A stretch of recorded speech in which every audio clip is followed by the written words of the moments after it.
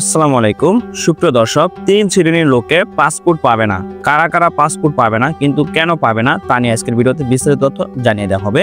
3 শ্রেণীর লোকে পাসপোর্ট পাবে না, তাদের পাসপোর্ট নবায়ন ও রিইস্যু না করার সিদ্ধান্ত নেওয়া হয়েছে স্বরাষ্ট্র মন্ত্রণালয়ের পক্ষ থেকে। সুপ্রিয় দর্শক, আজকের ভিডিওটি খুবই গুরুত্বপূর্ণ।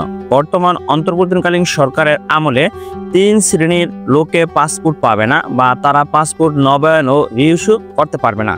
কেন পারবে না, এ টু জেড বিস্তারিত থাকছে আজকের এই ভিডিওতে।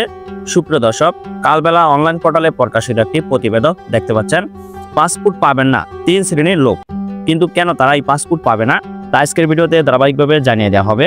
বিগত জুলাই আগস্টে বৈষম্য বিরোধী ছাত্র আন্দোলনের সময় মানবতা বিরোধী অপরাধে জড়িত দেশ বিদেশে পলাতক এবং ফৌজদারি মামলায় অভিযুক্তরা কোনো পাসপোর্ট পাবেন না।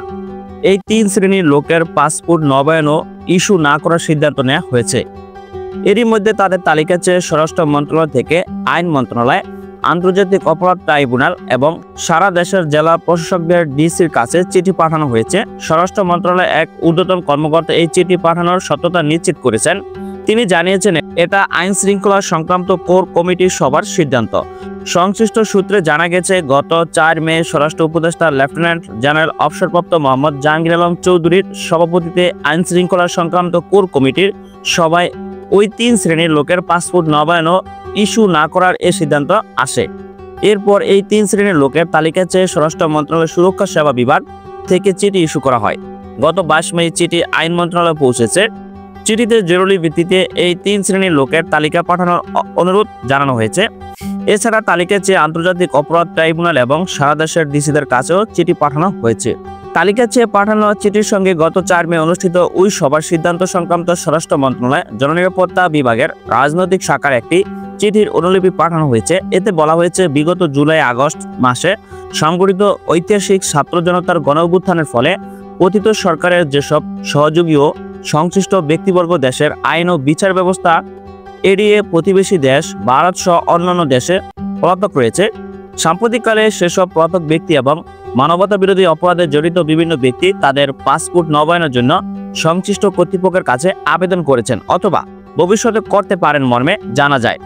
এ ধরনের আবেদনের অনুমোদন প্রচলিত আইন, বিধিমালা এবং ন্যায় বিচারের স্বাভাবিক গতি প্রবাহের পরিপন্থী। উপরোক্ত এসব আবেদনের অনুমোদন দেশের অভ্যন্তরীণ নিরাপত্তা, আইন শৃঙ্খলা রক্ষা এবং ন্যায় বিচার প্রতিষ্ঠার ক্ষেত্রে গুরুতর ঝুঁকি ও প্রতিবন্ধকতা সৃষ্টি করতে পারে।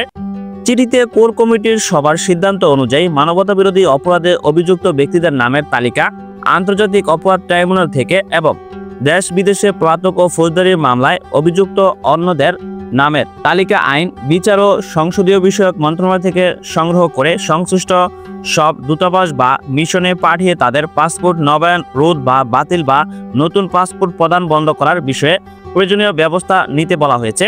তালিকা চেয়ে ডিসিদের কাছে চিঠি পাঠানোর বিষয়টি নিশ্চিত করে স্বরাষ্ট্র মন্ত্রণালয়ের এক কর্মকর্তা জানান, জেলা প্রশাসকদের কাছেও এ ধরনের লোকদের তালিকা থাকে যাতে করে কেউ এড়িয়ে না যায়। সেজন্য ডিসিদের কাছেও তালিকা চাওয়া হয়েছে।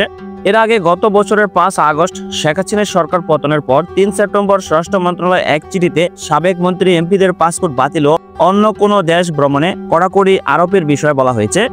ওই চিঠিতে বলা হয়, দ্বাদশ জাতীয় সংসদ বিলুপ্ত হওয়ার উদ্যোগ পরিস্থিতি ওই সংসদের কূটনীতিক পাসপোর্টের প্রাধিকারভুক্ত সাবেক প্রধানমন্ত্রী, মন্ত্রী, প্রতিমন্ত্রী, উপমন্ত্রী, চিফ হুইপ, সংসদ সদস্য, স্পিকার, ডেপুটি স্পিকার, বিরোধী দলীয় নেতা, উপনেতা, উপদেষ্টা পদমর্যাদার ব্যক্তিদের অনুকূলে ইস্যুকৃত কূটনীতিক পাসপোর্ট বাতিল করা হয়েছে।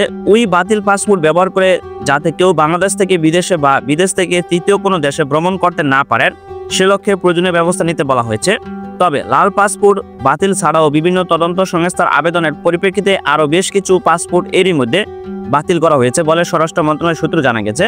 এবার পাসপোর্ট নবায়ন ও ইস্যু না করার জন্য নতুন এই সিদ্ধান্ত নেওয়া হয়েছে।